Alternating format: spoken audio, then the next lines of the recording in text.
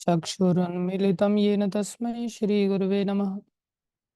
गुरुवे गौरचन्द्राय राधिकाय तदालये कृष्णाय कृष्णभक्ताय तद्भक्ताय नमो नमः। श्रीचैतन्यमनोभीष्टं स्थापितं येन भूतले स्वयं रूपनामयं ददाति स्वपदान्तिकं वन्देऽहं श्रीगुरुं श्रीयुतापदकमलं श्रीगुरुन् वैष्णवांश श्रीरूपं सागरजातं सहगना रघुनाथान्वितं तं सजीवम् साद्वैतं सावधूतं परिजनसहितं कृष्णचैतन्यदेवं श्रीराधाकृष्णपदान् सहगणललिता श्रीविशाखान्वितांश्च। हे कृष्ण करुणा सिंधु दीनबंधु जगतपते गोपेश गोपीकांत श्रीराधाकांत नमस्तुते।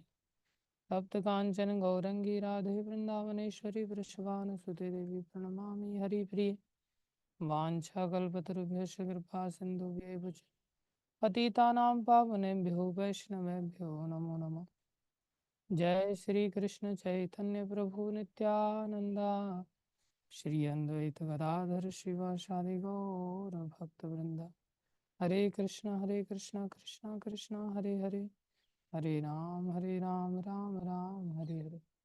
हरे कृष्णा कृष्णा कृष्णा हरे हरे, हरे राम राम हरे हरे।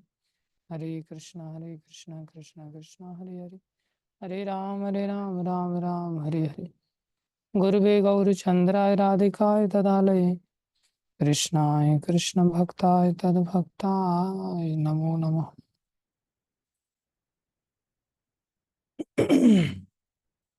हरे कृष्णा। प्रणाम सभी भक्तों को। गुरु वैष्णव की दया से हम लोग चैतन्य शिक्षाष्टकम के अंतर्गत चर्चा में चल रहे हैं और चैतन्य महाप्रभु के अपार कृपा से हम पहले श्लोक की ऑलरेडी चर्चा कर चुके हैं। चेतो दर्पण मार्जनम भवमहादावाग्नि निर्वापनम श्रेयः कैरव चंद्रिका वितरणम विद्यावधू जीवनम आनंदम अम्बुदिवर्धनम प्रतिपदम पूर्णामृतास्वादनम सर्वात्मस्नपनम परम विजयते श्री कृष्ण संकीर्तनम। श्री कृष्ण संकीर्तन की परम विजय हो। क्यों परम विजय हो? क्योंकि श्री कृष्ण संकीर्तन हमें 7 प्रकार के दिव्य फलों से कृतार्थ करता है। ये 7 प्रकार के दिव्य फल कौन से हैं? सबसे पहला है चित्त रूपी दर्पण का मार्जन करता है। चित्त कैसा है हमारा? बोले हमारा चित्त दूषित है। पता नहीं आपका है या नहीं है, लेकिन मेरा चित्त तो भाई काफी दूषित है। किस किस से दूषित है? बोले 6 चीजों से चित्त दूषित रहता है। भगवान ने उसे संक्षेप में 6 चीजें, जो 6 दोष बताए। काम से क्रोध एक दिशा की ओर चलता है, जो हम पहले भी बता चुके हैं। जब काम की आपूर्ति नहीं होती तो क्रोध आ जाता है, और किसी दूसरे की आपूर्ति होते हुए देखते हैं तो उससे ईर्ष्या पैदा हो जाती है। तो ये एक लाइन है जहाँ काम का बेटा ये क्रोध होता है और क्रोध का बेटा फिर ईर्ष्या। एक दूसरी लाइन है जहाँ पर काम की पूर्ति हो जाती है, तो उस काम की पूर्ति होने से उसके अंदर और ज्यादा इच्छाएं जागृत हो जाती हैं, तो काम से लोभ पैदा हो जाता है, और फिर उस लोभ से और अधिक आपूर्ति होने पर उसको मद की प्राप्ति हो जाती है। तो सबकी जड़ एक प्रकार से देखा जाए तो काम है, जो कि मद की भी जड़ है, लोभ की भी जड़ है, दूसरी दिशा वाली ईर्ष्या की भी जड़ है, और क्रोध की भी जड़ है। लेकिन इस काम की भी एक जड़ है, जो याद हो आपको भूमिका में हमने भगवत गीता की समझा था कि सबसे पहली जड़ है अविद्या, और अविद्या से आता है राग। अविद्या से आता है अस्मिता। अस्मिता मतलब मिथ्या अहंकार। और अस्मिता से आता है राग। राग मतलब काम। और उसके बाद आता है द्वेष, द्वेष मतलब क्रोध। और उसके बाद आता है अभिनिवेश, अर्थात अपने आप को बहुत ही ज्यादा इन्वॉल्व कर देना, शरीर के स्तर पर प्रवेश कर जाना। तो संसारी दृष्टि तक तो वहां तक ही व्यक्ति पहुंच पाता है जहां तक कि काम है। वो काम भी काफी दूषित होता है। उसका भी बाप है अहंकार, जिससे कि मैं ग्रसित हूँ। और मेरे गुरु महाराज ने कहा तू बहुत अहंकारी हो गया है, बहुत लोगों से वाहवाही प्राप्त होती है तेरे को, इसलिए तुम अभी भगवा वेश छोड़ करके सफेद वेश में आ जाओ। नाला जो आ गया गुरुदेव। ये अहंकार को पचा पाना बहुत मुश्किल होता है। निंदा और स्तुति को समान करके चलना ये इतना सहज नहीं होता। लेकिन ये तो परिस्थितियां आती हैं, तुल्य निंदा स्तुति मौनी। और इन बातों को संक्षेप में ही बताया जा सकता है, जैसे हम आपके सामने बता रहे हैं। अपने दोषों को कोई विस्तार से नहीं बता सकता, उसको खुद ही शर्म आएगी कि यार कैसे मैं बताऊं अपने दोषों को, कि मैं कितना कामी हूँ, मैं कितना अहंकारी हूँ, या मैं कितना अज्ञान में डूबा हुआ हूँ, या मुझे कितना क्रोध ने घेरा हुआ है। ये सब चीजें तो हमारे वैष्णव आचार्यों ने भजनों में बता दिया है। गा करके उनके भजनों को भले गाया जा सकता है, जो कि वो ऐसे थे नहीं, लेकिन उन्होंने गा करके ये बताया और लिख करके चले कि भाई मैं ऐसा ही हूँ। लेकिन हम अहंकार के कारण जीवन में इस बात को स्वीकार नहीं कर पाते, तो ज्यादा स्वीकार कर भी नहीं सकते, तो फिर आचार्य ने कहा तुम कोई नहीं, ये भजन ही गा लेना। तो इस भजन के माध्यम से सारी बातें स्पष्ट हो जाएंगी। जैसे कि भजन में अमार जीवन सदा पापे रत नाही कोई पुण्य रिलेश। मेरे जीवन में तो पापी पाप भरे पड़े हैं भाई, कोई पुण्य का लेश भी नहीं है। इस प्रकार से उन्होंने भजन गा करके बताए हैं। तो मैं भी आपको संक्षेप में अपने रहस्य को बता रहा हूँ। मैं नहीं बता सकता कि मेरे अंदर क्रोध कितना है, मेरे अंदर ईर्ष्या कितनी है। लेकिन गुरु जी ने बताया तुम्हारे अंदर भेदभाव बहुत बड़ा है, तुम्हारे अंदर जो है क्रोध बहुत है, तुम्हारे अंदर काम बहुत है, तुम्हारे अंदर अहंकार बहुत है। मतलब ठीक है महाराज। और उसके उदाहरण भी महाराज ने दिए कि देखो तुम इतने कामी हो, इतने क्रोधी हो, इतने ईर्ष्यालु हो, और इतने अहंकारी हो, और इसका मूल कारण है अविद्या। तो महाप्रभु की विशेष कृपा से हमें आश्रय का त्याग नहीं करना है। संसार में भी भक्ति जब बढ़ती है तो कई बार उसका प्रभाव भी पड़ता है समाज में, और प्रभाव पड़ता है तो प्रतिष्ठा आती है, और उस प्रतिष्ठा को गुरु ही नाश कर सकते हैं, अन्यथा व्यक्ति उस प्रतिष्ठा में बह जाता है।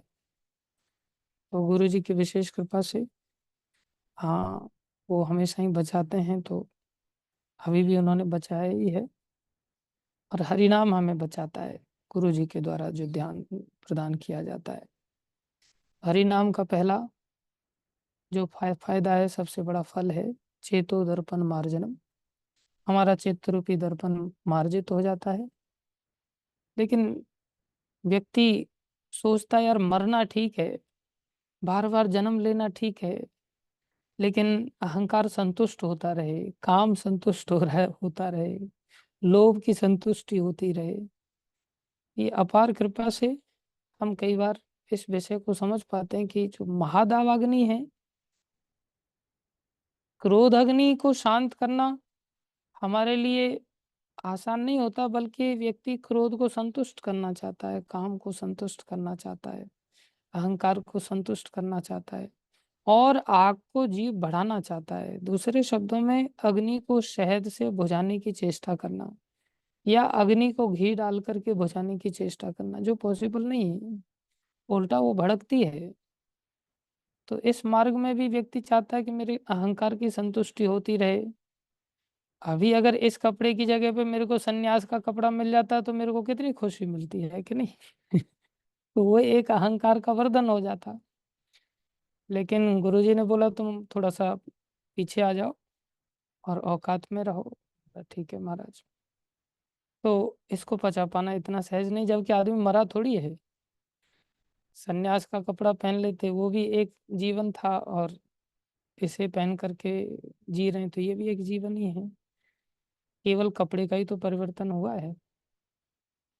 क्यों ना दंड दिया जाए समाज के अंतर्गत, अगर कोई व्यक्ति हाँ विरक्त का वेश धारण करके और संसार में आसक्ति का जीवन जिए तो शोभा नहीं देता। तो गुरुजन ऐसा मार्गदर्शन करते हैं। इससे क्या होता है, महादावाग्नि जो संसार में अनेक जन्मों जन्मों तक हमें झेलनी पड़ेगी, जिसका कोई उपचार नहीं है। इसलिए वो महादावाग्नि बोले वो शांत हो जाती है जब व्यक्ति हरि नाम लेता है और गुरु का आश्रय लेकर के चलता है। और गुरु जी से ही तो हरि नाम मिलेगा, वैसे थोड़ी हरि नाम काम करता है। तो हरे कृष्ण महामंत्र जो श्री कृष्ण संकीर्तनम है, ये श्री कृष्ण संकीर्तनम इतना शक्तिशाली है कि महादावाग्नि को बुझा देगा। लेकिन वो महादावाग्नि अभी गुजर नहीं रही है ना हमारे जीवन में, अभी मृत्यु आई नहीं है। जब मृत्यु आती है तो सब चीजें छोड़ के जाना पड़ता है। जब वो मृत्यु आएगी उसका एहसास हमें तभी होता है प्राय। उससे पहले जिसको हो जाए वो अच्छे भक्त कहलाते हैं। वो गुरु जी कराते हैं, शास्त्र कराते हैं एहसास, जो आने वाली चीज का दूरगामी बन करके दूरदर्शिता के साथ हमें एहसास कराते हैं। भव महादावाग्नि निर्वापनम, ये भी पहले फल की प्राप्ति के पश्चात ही दूसरा फल होगा। श्रेय कैरव चंद्रिका वितरण, कल्याण के पुष्प अपने आप खिल जाएंगे, अपने आप विनम्रता आ जाएगी। सबसे बड़ी चीज तो विनम्रता ही है। गीता में जैसा कि हमने सीखा, ज्ञान के 20 बिंदु हैं और उसमें सबसे पहला बिंदु है अमानित्वम। अगर व्यक्ति अमानी बन जाए, मान की भावना के साथ कार्य ना करे, लेकिन इतना सहज नहीं होता, कठिन होता है। और ये कठिनाई से सबको गुजरना पड़ता है, ये भी नहीं सोचना कि मेरे को ही गुजरना पड़ रहा है लेकिन सबको गुजरना पड़ता है। इसे कहते हैं अमानित्वम। अगर अमानित्वम आ जाए, सहजता से आदमी स्वीकार कर ले, क्योंकि इस मार्ग में भी व्यक्ति संसार से आता है तो संसार में भी मान के पीछे भागता है, तो इधर भी मान के पीछे पीछे भागने की आदत पड़ जाती है। और यहाँ अमानित्वम अगर आ जाए तो समझ लो ज्ञानी बन गया। तो ये सब श्रेय रूपी, जिससे कि हमारा कल्याण वास्तव में होता है, वो फूल खिल जाते हैं। श्रेय कैरव चंद्र का वितरणम विद्या वधु जीवनम, हमारे जीवन में विद्या आ जाती है। और देखो, सबसे बड़ी समस्या अविद्या है, अज्ञान है। अज्ञानता के कारण ऐसा होता है। तो अज्ञानता में हम अपने आप को शरीर मान लेते हैं, और विद्या जब आ जाती है तो हम आत्मा के स्तर पर कार्य करने लग जाते हैं। अविद्या से विद्या तक पहुंचना, ये चौथा फल है, ये इतना सहज नहीं। देखो, चित्त मार्जित हो गया, चीजें दिखाई दे रही हैं, लेकिन अभी भी अविद्या का नाश नहीं हुआ। अविद्या का नाश तो चौथे फल के रूप में प्राप्त होगा, जहां तक व्यक्ति साधक बना हुआ है। सिद्ध अवस्था में आनंद अम्बुति वर्धनम आएगा। तो सिद्ध अवस्था तब आएगी जब विद्या आ जाएगी, और विद्या चौथा फल आएगा। पहला फल भी विद्या नहीं है, दूसरा फल भी विद्या नहीं है, तीसरा फल भी विद्या नहीं। इसका अर्थ ये नहीं है कि उसके जीवन में शुरू से ही बिल्कुल अविद्या ही है। नहीं, मूल रूप से उसका जो आत्मा का स्वरूप है वो पूर्ण रूप में जागृत होगा जब विद्या वधु जीवनम, जब ये गुण आ जाएंगे, चित्त मार्जित हो जाएगा, तो विद्या जागृत हो जाएगी। फिर भगवान का नाम उसको अनन्य भाव से शरणागत होकर के वो ले पाएगा। पांचवा फल है आनंदम अम्बुधिवर्धनम, वो सिद्धों के लिए है, हमारे लिए तो नहीं है। लेकिन फिर भी दुखों से तो मुक्ति मिल ही जाती है। दुखों से मुक्ति मिलना भी, वो भी एक प्रकार से आनंद देने वाली बात है। आनंद अम्बुधिवर्धनम प्रतिपदम पूर्ण अमृत आस्वादनम, पूर्ण अमृत का आस्वादन करने को मिलेगा। और सर्व आत्म स्नपनम, उसकी सारी इंद्रियां, मन बुद्धि शरीर वगैरह सब भगवान के इस कृष्ण प्रेम में डूब जाता है। कुल मिलाकर के 7 फलों की हम चर्चा कर चुके हैं। दूसरा श्लोक चल रहा है, नाम नामकारी बहुधा निज सर्वशक्ति तत्र अर्पिता नियमित स्मरणे न कालः। बोले इसका इतनी महिमा नाम की बताई भगवान ने कि सारी शक्तियां भगवान ने उस नाम में अर्पण कर दी हैं, और देश काल आदि का कोई भी नियम नहीं रखा है। जरूरी नहीं भगवा कपड़े में ही व्यक्ति नाम जप कर सकता है। सफेद कपड़े में भी जप कर सकता है, पैंट शर्ट में भी जप कर सकता है, सन्यासी के जीवन में भी जप कर सकता है, किसी भी जीवन में कोई व्यक्ति भजन कर सकता है। कोई देश काल आदि का नियम नहीं, कोई योग्यता का निर्धारण ही नहीं, बस एक चीज की योग्यता का ध्यान रखना होता है। बोले दुर्दैवम मे दर्शन हाजनी नानुरागा, मेरा दुर्दैव एक ही है कि मेरा वैष्णवों के प्रति अपराध हो जाता है। अब ये इतना सहज नहीं है। जो हमारी बातों को महत्व देते हैं हम उन लोगों के साथ तो आसानी से साथ चल पड़ते हैं, जो हमारी बातों को महत्व नहीं देते उन वैष्णवों के साथ साथ निभाना इतना आसान नहीं होता। और मेरे को महाराज ने यही कहा, तुम सबके साथ मिल के नहीं चल पाता। बोले तुम सबके साथ बना नहीं पाता, घोर अहंकारी है। क्या कर सकते हैं अभी। अहंकार धीरे धीरे इस नाम के प्रताप से जाएगा, जाएगा जरूर, ऐसा विश्वास होना चाहिए। तो ये दुर्दैव है, यही दुर्भाग्य है। ये दुर्भाग्य नाम अपराध से पैदा होता है, जिसमें कि पहला नाम अपराध उन भक्तों की निंदा करना। भक्तों की निंदा नहीं करनी चाहिए। इसका अर्थ ये नहीं कि हम निंदा नहीं कर रहे हैं तो हमारा हृदय निंदा शून्य हो गया। हृदय निंदा शून्य होना ये बहुत ज्यादा जरूरी है। मुंह से निंदा नहीं कर रहे हैं अलग बात है, लेकिन हर वैष्णव को ऐसा समझना कि सामने वाला जो वैष्णव है यूनिक क्वालिटीज वाला है, तो यूनिक क्वालिटीज से भगवान की सेवा करेगा ही ना। यूनिक वे में वो अपना सेवा कर रहा है। हो सकता है हमारी पसंद उसकी पसंद अलग अलग हो, भगवान ने सारी आत्माओं को अलग अलग दृष्टि से बनाया, लेकिन सेवा तो वो भी कर रहा है, सेवा हम भी करने की चेष्टा कर रहे हैं। लेकिन जो हमारे सिस्टम में सेवा करता है हमें उसके साथ तालमेल मिलाना सहज हो जाता है। जो हमारे सिस्टम में सेवा नहीं करता उसके लिए हमारे लिए तालमेल बनाना इतना सहज नहीं होता, तो इसमें समय लग जाता है। उसके परिणाम स्वरूप हम हृदय में हाँ निंदा का भाव ले आते हैं या घृणा का भाव ले आते हैं। ये बहुत बड़ा अपराध है। शंकर भगवान जब माता पार्वती को नंदी पर बैठ करके जब जा रहे थे तो रास्ते में क्या देखा, नंदी से उतर करके शंकर जी ने प्रणाम किया। तो ये भाषण देना भाई सहज बात है, हम आपके सामने बोल ही रहे, लेकिन ये गुण हमारे अंदर नहीं है। इस प्रकार से प्रणाम करना, बोलने का प्रयास इसलिए कर रहे हैं कि बोल बोल के शायद कभी आ जाए। तो शंकर भगवान नंदी से नीचे उतरे और उन्होंने एक दिशा में प्रणाम किया। तो माता पार्वती ने कुछ ज्यादा प्रश्न नहीं किया, आगे चल करके उतरे, फिर से उन्होंने कोई था ही नहीं, फिर भी प्रणाम किया नीचे उतर के एक दिशा में। तो माता से रहा नहीं गया, माता ने कहा प्रभु आपने अभी किस किस को यहाँ पर प्रणाम किया, यहाँ तो कोई दिख ही नहीं रहा था। तो बोले हाँ दिख तो नहीं रहा था, लेकिन हमने जो पहले प्रणाम किया, बोले वहां 5,000 वर्ष पूर्व एक वैष्णव आकर के चले गए हैं। बोले मैंने उस स्थान को प्रणाम किया कि यहाँ पर उन्होंने आराधना की थी। बोले अभी यहाँ क्यों प्रणाम किया, बोले यहाँ पर आने वाले समय में 5,000 वर्ष बाद एक वैष्णव आने वाले हैं। तो जब वो आएंगे यहाँ आराधना करेंगे, क्योंकि शंकर जी त्रिकालज्ञ हैं, भगवान हैं, तो उनको पता है कहाँ क्या होना है। और भजन करने से त्रिकालज्ञता आ भी जाती है। एक वैष्णव थे वृंदावन में, तो अपनी कुटिया में वो एक प्रकार से महंत थे उस आश्रम के।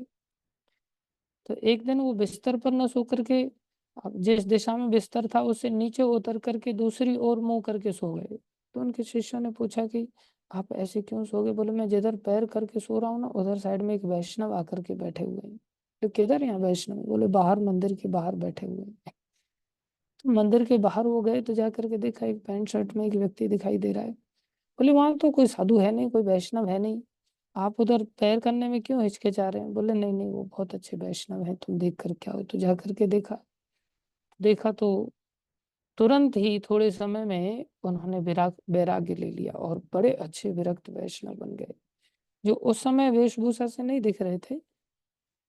तो ये वैष्णव लोग त्रिकालज्ञ हो जाते हैं, वो देखते हैं कि भाई इधर वैष्णव है, इधर मेरे को पैर करके भी नहीं सोना है, जबकि बीच में दीवार है, लेकिन फिर भी पैर करके नहीं सो रहे हैं। जैसे शंकर भगवान प्रणाम कर रहे हैं, क्यों प्रणाम कर रहे हैं, बोले यहाँ वैष्णव आएंगे। जो वैष्णवों में इतनी बड़ी भावना रखता है उसको कहते हैं वैष्णव नाम यथा शंभु। लेकिन हमारे चित्त में तो ऐसा वैष्णव सम्मान है ही नहीं। तो पहला नाम अपराध हो जाता है कि वैष्णवों की निंदा करना, जिन्होंने अपना सारा जीवन भगवान नाम के प्रचार एवं प्रसार हेतु समर्पित किया हो। दूसरे नाम अपराध की हम चर्चा कर चुके हैं। शिव ब्रह्म आदि देवों को भगवान नाम के समान अथवा उनसे स्वतंत्र समझना। जब वही स्वतंत्र नहीं तो हम कहाँ से स्वतंत्र हो सकते हैं। हमारी स्वतंत्र वृत्ति का हमें त्याग करना चाहिए। मारो भी राखो भी जो इच्छा तुहार, नित्य दास प्रति तुया अधिकार। ऐसा हमें परंपरा के अंतर्गत समर्पण करना पड़ेगा।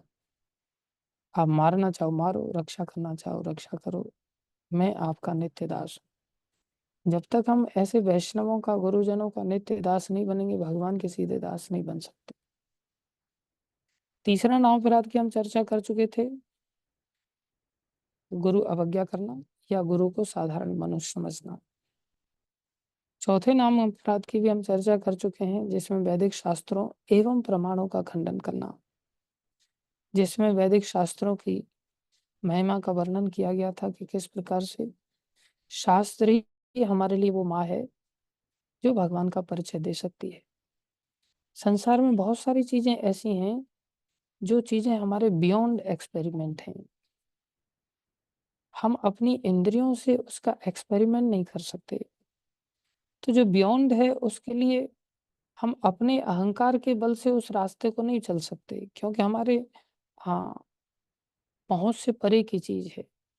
जैसे कोई बालक जानना चाहे कि भाई मेरा पिता कौन है, तो उसका पिता कौन है इसका निर्धारण वो खुद अपनी इंद्रियों के बल से नहीं समझ सकता।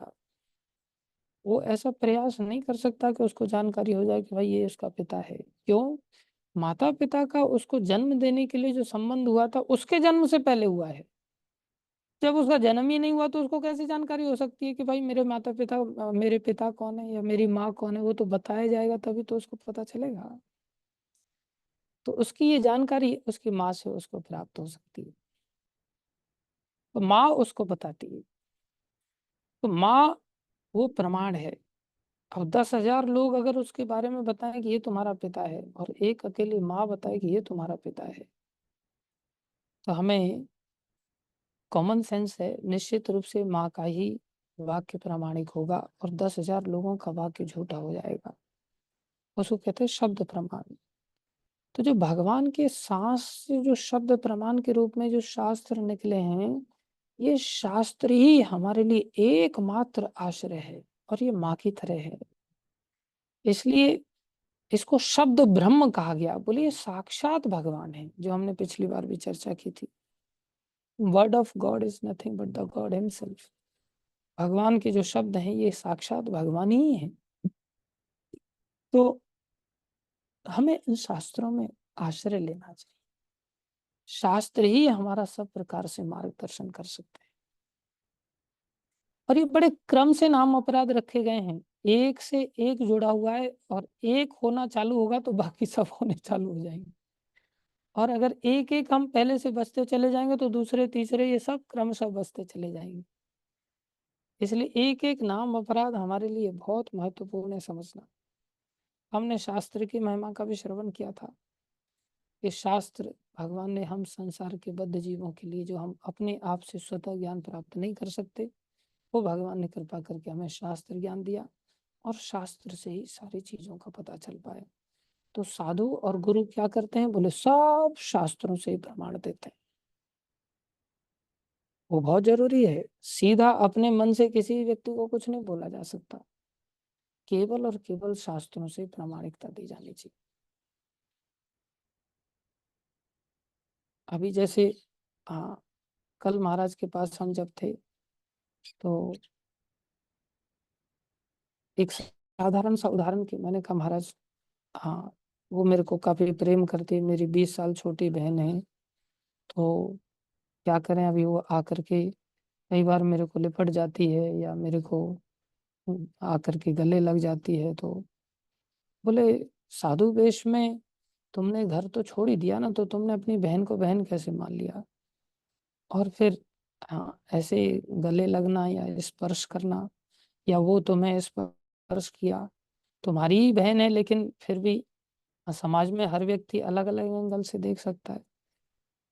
तो उन्होंने शास्त्र उदाहरण दिए, महाप्रभु का उदाहरण दिया कि महाप्रभु ने बोले, अगर मेरे को लकड़ी की भी स्त्री अगर दिखाई दे जाए, तो भी मेरे अंदर विकार उत्पन्न हो सकता है।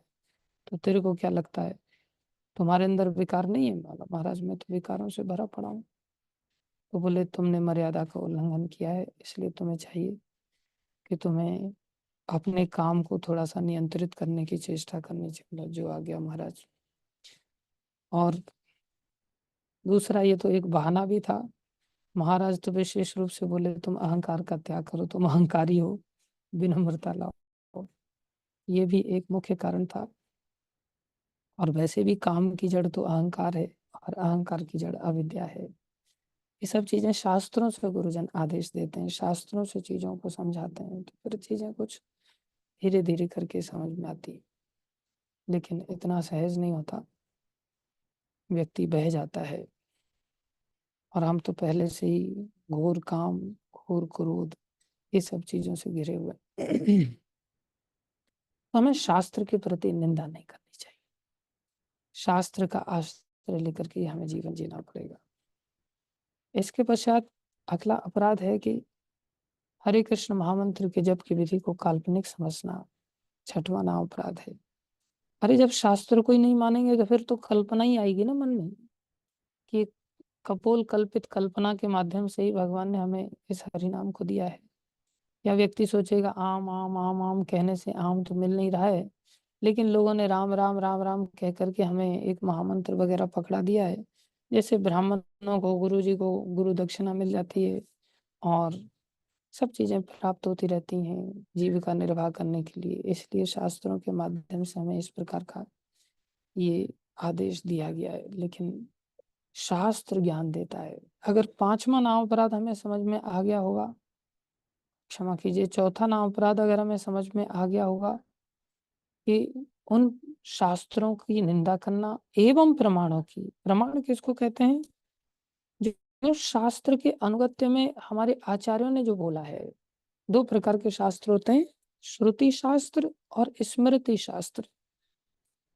स्मृति शास्त्र वो होते हैं जो आचार्यों के द्वारा लिखे जाते हैं अपनी स्मृति के आधार पर, अपनी स्मरण शक्ति के आधार पर, जो उन्होंने परंपरा से सुना है, जो परंपरा से उन्होंने शास्त्र का अध्ययन किया है, श्रुति शास्त्रों का अध्ययन किया है। उस आधार पर वो वर्तमान की स्थिति में लोगों को कुछ बातें समझाने के लिए बड़ी सहजता से, हाँ, चीज़ों को लिखते हैं, समझाते हैं। तो वो भी लिटरेचर लिखते हैं, जैसे प्रभुपाद जी ने लिटरेचर लिखा, प्रभुपाद जी ने बहुत सारी पुस्तकें लिखा। अभी कोई वेद पुराण का नाम तो है नहीं, साइंस ऑफ सेल्फ रियलाइजेशन, आत्म साक्षात्कार का विज्ञान। ये चार वेदों में से तो कोई एक नाम ऐसा है नहीं, न पुराण है, न उपनिषद है, न संहिताएं हैं। लेकिन प्रभुपाद जी ने संसार के लोगों के लिए एक अलग नाम के साथ पुस्तक लिखा, उसका नाम है साइंस ऑफ सेल्फ रियलाइजेशन, आत्म साक्षात्कार का विज्ञान। बड़ी अच्छी पुस्तक है, लेकिन उसमें है क्या?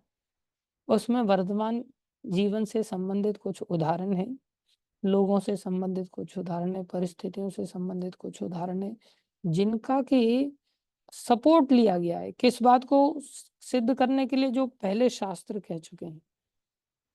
तो इस प्रकार से ये दोनों का कॉम्बिनेशन होता है, श्रुति और स्मृति। वर्तमान भगवान ने बुद्धि भी दी है अलग अलग लोगों को अलग अलग स्तर पर समझाने के लिए। तो हमारे आचार्यों के द्वारा जो शास्त्र दिए जाते हैं उसे स्मृति शास्त्र कहते हैं। और जो हमें चार वेद के रूप में प्राप्त हैं या भगवत गीता के रूप में प्राप्त हैं, जो सीधे भगवान से आए हैं और सिर्फ, हाँ, परंपरा के माध्यम से कॉपी पेस्ट होते हुए पहुंचे हम तक, उसको श्रुति शास्त्र कहते हैं, जिसमें एक अक्षर भी नहीं बदला जाता। स्मृति शास्त्र में अक्षर हूबहू वो नहीं होते, लेकिन भाव हूबहू वही होता है। अगर भाव वही है तो स्मृति शास्त्र स्वीकार्य है। अब कोई प्रश्न कर सकता है कि दूसरे लोग भी अपने अपने पुस्तकें दिखा देते हैं, जो प्रामाणिक गुरु नहीं, उन्होंने भी पुस्तकें लिखी हुई हैं, क्या वो भी स्मृति शास्त्र मानी जाएंगी? वो स्मृति शास्त्र तब तक नहीं मानी जाएंगी जब तक वो शास्त्र के, मेन शास्त्र के, श्रुति शास्त्र के अनुगत्य में बातें ना कहें। अगर वो श्रुति शास्त्र से हटकर कुछ बातें कहती हैं, तो फिर वो स्मृति शास्त्र में नहीं मानी जाएंगी।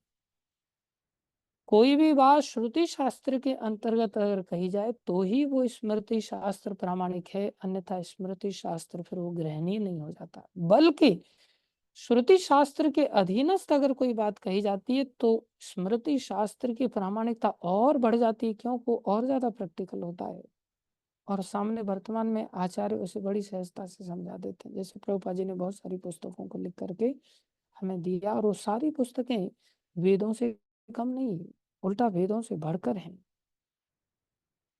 तो ये स्मृति शास्त्र श्रुति शास्त्र इन दोनों में जब हमारा विश्वास हो जाएगा तो पांचवा नामपराध से हम अपने आप बच जाएंगे। कौन सा है? बोले हरे कृष्ण महामंत्र की जप की विधि को काल्पनिक समझना है, क्योंकि शास्त्र के बिना आगे की कोई बात ही नहीं होगी। अभी जैसे अजामिल का प्रसंग था, तो अजामिल के प्रसंग में अजामिल ने शरीर जब त्याग करने की स्थिति में था तो उस समय यमदूत पहुंच गए उसके कर्मानुसार, और उसी समय विष्णुदूत भी पहुंच गए। तो विष्णुदूत तो बड़े दिव्य थे, उनकी अंग कांति बड़ी अद्भुत थी, पीताम्बर धारण किया हुआ था, चारों हाथों में चार प्रकार के अलग अलग हाँ वस्तुएं हैं, शंख चक्र गदा पद्म आदि हैं, और चारों की शक्ल एकदम से हूबहू वैसी, चारों ही नील वर्ण के, बड़ी सुंदर सुंदर उनकी आंखें हैं, कमल जैसी आंखें हैं, कमल जैसे होठ हैं, कमल जैसी नाभि है, और उनका हाँ बड़ा सुंदर किरीट कुंडल आदि है, बड़े सुंदर मुकुट धारण किया है, बड़ा सुंदर कुंडल धारण किया है।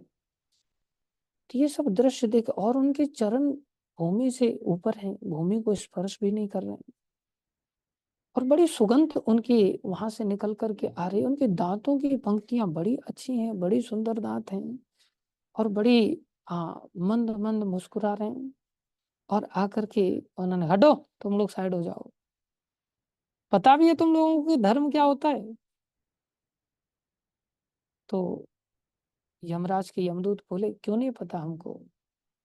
वेदः प्रणीतो धर्मः, बोले जो वेद कहता है, वेद के द्वारा जो प्रामाणिकता दी जाती है, वेद जो हमें कार्य करने के लिए कहता है, बोले वही तो धर्म है, और अलग से धर्म कहाँ से आए? वेदः प्रणीतो धर्म। तो बोले हम जानते हैं वेद के विपरीत इस व्यक्ति ने काम किया है, और वेद के जब विपरीत काम किया तो इसको दंड दिया जा रहा है, हम इसको उठा करके लेके जा रहे हैं, आप लोग धर्म को नहीं जानते। उल्टा विष्णु दूतों को ऐसा बोला, और आप हैं कौन? आप लोग इतने सुंदर हैं, आपकी आवाज इतनी मीठी है, आपकी शक्ल इतनी सुंदर है, आप इतने दिव्य अद्भुत, ऐसे चार हाथों वाले तो आज तक हमने कोई देखा ही नहीं। आप कौन है? तो जब उन्होंने इस प्रकार से जब चर्चा किया, तब विष्णुदूत बोले अरे मूर्खो, आप लोगों को धर्म की शिक्षा ही नहीं। जो व्यक्ति नियमों का पालन करता हो और धर्म का पालन करता हो, उसको दंड नहीं दिया जाता, बल्कि उसकी रक्षा की जाती है। और ये सृष्टि में यमराज को और यमराज के अंतर्गत आप यमदूतों को ये कार्य दिया गया है कि तुम लोगों ने तो किसी असहाय की उल्टी रक्षा करनी चाहिए। कैसे रक्षा करनी चाहिए? बोले दुष्टों को दंडित करके।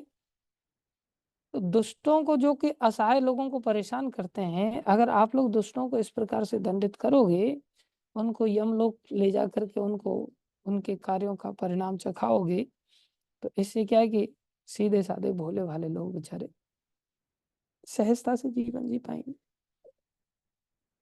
आप लोग तो एक सबसे अच्छे व्यक्ति की यहाँ पर दंड के लिए तैयार बैठे हो, उसको फांस में बांध करके उसको घसीटते हुए ले जाने के लिए तत्पर हो। तुम लोगों ने धर्म को कहाँ जाना है? बोले अरे इसने इतने इतने बुरे काम किए हैं। अरे तो तुमने ये नहीं सुना कि इसने नारायण नाम का उच्चारण किया था?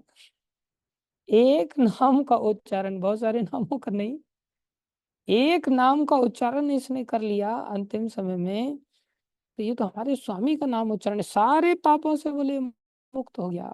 नाम की इतनी महिमा है, लेकिन हमारे दिमाग में ये विश्वास में उतरती है क्या? हमारा दिमाग तो अपनी स्टाइल में काम करता है ना। और जो कि संसार में भी बहुत सारी चीजें ऐसी देखते हैं जो कि हमारे दिमाग से परे की चीजें हैं। हम देखते हैं कि छोटा सा बीज होता है वट वृक्ष का, उस छोटे से बीज में से कितना विशाल वृक्ष निकल करके आ जाता है। तो नाम, ये बीज में से इतना विशाल वृक्ष कैसे निकल करके आ गया? हमारा दिमाग हैंग हो जाएगा। तो प्रकृति में बहुत सारी ऐसी चीजें हैं जहाँ हमारा दिमाग नहीं काम करता, लेकिन हरिनाम में हमारा दिमाग जरूर लगाते हैं हम। हरिनाम में इतनी ताकत कैसे हो सकती है कि ये सब कुछ कर सकता है? अरे कितने सारे ऐसे केसेस होते हैं, आजकल की तो स्थिति नहीं कह सकते, पूर्व में जो मंत्र विशारद होते हैं, कई बार सांप अगर उनको काट लेता है तो मंत्र से उस सांप के जहर को उतार देते हैं। अब दिख तो नहीं रहा है कि कैसे जहर उतर रहा है, संसारिक दृष्टि से तो बुद्धि वहां पर नहीं लगा सकते, लेकिन ये सिद्ध कर रहा है कि वो व्यक्ति बच गया, इसका मतलब मंत्र में ताकत है। तो मंत्र में ताकत होती है, लेकिन हमें काल्पनिक क्यों लगता है? क्योंकि हमारा भरोसा ही नहीं। क्यों भरोसा नहीं? क्योंकि हमने शास्त्र को सुना ही नहीं। शास्त्र को सुना ही नहीं तो शास्त्र में क्यों भरोसा नहीं? क्योंकि हमारा शास्त्र को बताने वाले गुरु वैष्णवों में ही भरोसा नहीं है। हम शास्त्र को क्यों सुनेंगे, क्यों पढ़ेंगे? हमें तो संसार के लिटरेचर में भरोसा है, तो हम उस लिटरेचर को पढ़ लेते हैं। वो लिटरेचर जैसा कहती है वैसा मान लेते हैं। वो लिटरेचर कहती है अमेरिका है भाई, फला फला जगह पर है, हम मान लेते हैं। शास्त्र कहता है कि स्वर्ग लोक है, तो हम नहीं मान पाते। हम कहते हैं स्वर्ग को किसने देखा, चंद्रलोक को किसने देखा? मान लो आपके गांव में अगर कोई अमेरिका जाकर के नहीं आया, इसका मतलब ये थोड़ी कि कोई भी अमेरिका जाकर के नहीं आया। अमेरिका है, दूसरे गांव के लोग जाकर के आए होंगे या दूसरे शहर के लोग जाकर के आए होंगे। आपके गांव का कोई जाकर के नहीं आया, इसका मतलब आप सिद्ध नहीं कर सकते। इसी तरह हमारे इस संसार से कोई व्यक्ति हमें वापस आके नहीं बताएगा भाई मैं स्वर्ग से जाकर के आया हूं, तो नहीं बताया तो इसका अर्थ ये थोड़ी है कि कोई नहीं आकर के जा सकता। नारद जी आदि बड़े बड़े वैष्णव, अम्बरीश महाराज आदि, ये बहुत सारे ऐसे वैष्णव रहे हैं इन्होंने देवताओं की सहायता किया है, और देव लोग आते जाते रहे हैं, वापस आकर के भी उन्होंने चीजों को बताया। तो जो चीजें नहीं पता चलती, हमें शास्त्र के आश्रय से चीजों को थोड़ा सा समझना होता है, पकड़ना होता है। लेकिन शास्त्र में जब विश्वास ही नहीं होगा तो हम कैसे पकड़ पाएंगे? तो शास्त्र कह रहा है, उन यमदूतों को जब पता चला, बोले तुम पहले अपने मालिक से जाकर के पता करके आओ। तो यमदूत गए वापस यमराज के पास, बोले एक नाम लेकर के ऐसे कैसे हो गया, उसको विष्णु दूत आ गए, ऐसा वैसा। अब यमराज ने उनको बड़े सुंदर सुंदर प्रवचन दिए और कहा अरे भैया, नाम उच्चारण मात्र, केवल नाम उच्चारण करने मात्र से व्यक्ति इतने पापों का नाश कर सकता है कि इतने तो पाप करने की उसके अंदर क्षमता नहीं है, क्षमता नहीं। अब कोई प्रश्न कर सकता है कि कैसे प्रभु जी ये हजम हो, क्योंकि एक नाम थोड़ी लिया हमने, तो कितने सारे नाम ले लिए, शुरू से लेकर के अभी तक कितने नाम लेते आ रहे हैं। नाम तो ले रहे हैं, लेकिन उन नामों को क्या हमने इस विश्वास के साथ लिया है? क्या हमने उन नामों को उतनी श्रद्धा के साथ लिया है? नहीं ले पाए। जब हमने श्रद्धा के साथ नहीं लिया है तो नाम हमारे लिए उस प्रकार का परिणाम नहीं देगा। नाम में तो विश्वास होना चाहिए। अब जैसे बच्चे का माँ में विश्वास है तो पूर्ण रूप से समर्पित होकर के माँ के ऊपर निर्भर रहता है, तो माँ उसका सब कुछ ख्याल रखती है। जब माँ में विश्वास ही नहीं होगा और बिना विश्वास के वो माँ का आश्रय लेगा, तो माँ का क्या आश्रय लिया उसने? फिर तो माँ उसको उस प्रकार से नहीं संभालेगी, क्योंकि वो अपने दिमाग को भी लगा रहा है, और अपना दिमाग क्या कह रहा है? अपना दिमाग संसार में जा रहा है उसका। तो माँ का पास ही कहाँ पहुंचा वो? केवल मामा चिल्ला रहा है, लेकिन माँ के पास कहाँ जा पाया? तो विश्वास पाना बहुत जरूरी है, ऐसी श्रद्धा का उदय हो जाना बहुत जरूरी है। जब तक हमारे चित्त में ऐसी श्रद्धा का उदय नहीं होगा, तब तक हम इस नाम का आश्रय नहीं ले पाएंगे, हमें ये नाम काल्पनिक ही लगेगा। तो ये श्रद्धा आएगी कहाँ से? ये कल्पना हमारे दिमाग से कैसे जाएगी कि ये काल्पनिक है? बोले केवल शास्त्र के श्रवण से। कैसे श्रवण से? खुद के अध्ययन से नहीं, उन विश्वास पात्र वैष्णवों से जब हम श्रवण करेंगे जिन्होंने विश्वास के साथ उसे ग्रहण किया है और जीवन में अनुभव कर रहे हैं उन बातों का, कि कैसे भाई हरि नाम से सब कुछ हो सकता है। देखो प्रभुपाद जी का कितना बड़ा विश्वास था, एक पेड़ के नीचे जाकर के कीर्तन किया। अगर हरि नाम में उनका विश्वास नहीं होता तो पेड़ के नीचे बैठ करके कीर्तन क्यों करते? वो तुम्हारा धंधा खोजते, वो तो किसी कंपनी में जाते, किसी बड़े आदमी से मिलने की चेष्टा करते, उन्होंने किसी से नहीं मिला।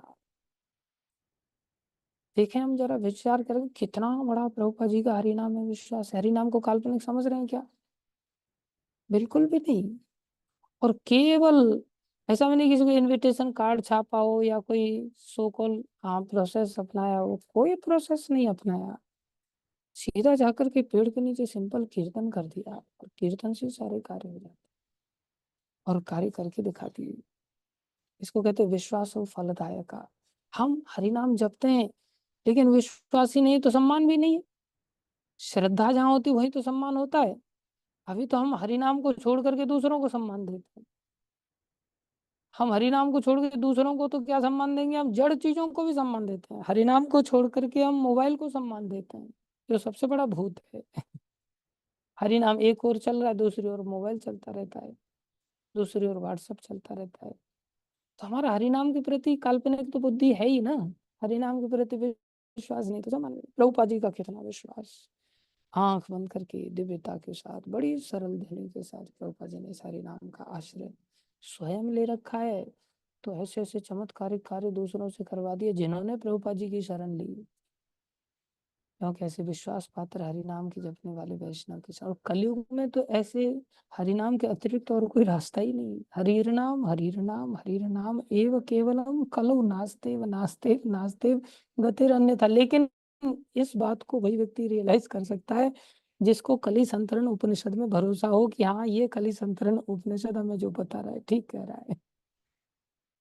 तो ये बातें, कल एक भक्त का फोन आया तो बोले प्रभु जी आपने बहुत सारे प्रवचन दिए और मैंने उन प्रवचनों को सबको सुना भी, लेकिन बात पर भरोसा तब होता है ज्यादा जब हम उन बात को किसी किताब में लिखी हुई भी देख लेते हैं। तो बोले अब मैं पढ़ रहा हूँ लिटरेचर को, तो मैं देखता हूँ प्रभुपाद जी की किताबों को पढ़ रहा हूँ, तो मैंने देखा कि वही बातें इसमें पढ़ने में आ रही जो आपने प्रवचन में बताई थी। तो मैंने कहा इसी से तो व्यक्ति पर भी भरोसा होता है और ग्रंथ पर भी भरोसा होता है।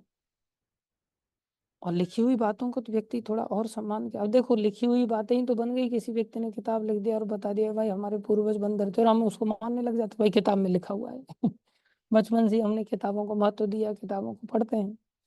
तो जब हमें दैव कृपा से गुरु वैष्णवों की दया से कभी इस प्रकार से हमें शास्त्र प्राप्त हो जाते हैं, वैदिक ग्रंथ प्राप्त हो जाते हैं, और जब हम उन्हें पढ़ने लगते हैं तब हरि नाम में भी एक दिन बड़ी सहजता से विश्वास होने लगता है। हम शास्त्र पढ़ेंगे नहीं, शास्त्र में हमारा भरोसा नहीं, शास्त्र के प्रति हम अपराध करके बैठे हुए हैं, तो फिर नाम में अपराध हमारा निश्चित होता रहेगा। हम नाम के अपराध से बच नहीं पाएंगे, हमारे जीवन में सदा कल्पना बुद्धि बनी रहेगी। हरि नाम से कुछ होगा भी नहीं, होगा भी कुछ नहीं होगा। लेकिन प्रभुपाद जी को कोई कल्पना नहीं थी। प्रभुपाद जी ने बड़ी निष्ठा के साथ ऐसा हरि नाम जपा, और परिणाम में क्या हुआ हम सबसे छुपा हुआ नहीं है। हम सब उन्हीं प्रभुपाद जी की दया से आज प्रभुपाद जी के जाने के पश्चात भी प्रभुपाद जी के वचनों का पालन करते हुए उस हरि नाम को ग्रहण करने की चेष्टा कर रहे हैं और जीवन में आगे बढ़ने की अनुभूति कर। ये प्रत्यक्षम किम प्रमाणम, प्रत्यक्ष के सामने प्रमाण की आवश्यकता नहीं होती। हम सब हरि नाम से अनुभव कर सकते हैं कि हमारा काम, हमारा क्रोध, हमारा लोभ, हमारा मोह, हमारा मद, हमारा अहंकार, ये सब चीजें खत्म नहीं हो रही थी, लेकिन अब धीरे धीरे पहले के कंपैरिजन में बहुत कुछ कम हो गया। इसका मतलब हरि नाम कार्य करता है। तो हमें हरि नाम को काल्पनिक न मान करके उसको बड़ी निष्ठा से हमें पालन करना चाहिए। इस पर थोड़ी सी और चर्चा भी करेंगे, क्योंकि पूरा शिक्षाष्टकम ही हरि नाम का आधार लेकर के है। और ये पांचवा नाम अपराध, छठवां नाम अपराध, सातवां नाम अपराध, ये सब भगवान के नाम से ही संबंधित हैं। लेकिन हरि नाम को विशेष रूप से काल्पनिक समझना, ये तो काफी, जब हरि नाम में ही कल्पना बुद्धि आ जाएगी, विश्वास नहीं होगा तो फल कैसे प्राप्त होगा। तो थोड़ी और इस पर चर्चा कल करेंगे। धन्यवाद सभी का धैर्य पूर्वक श्रवण करने के लिए। हरे कृष्णा, प्रणाम सभी भक्तों को।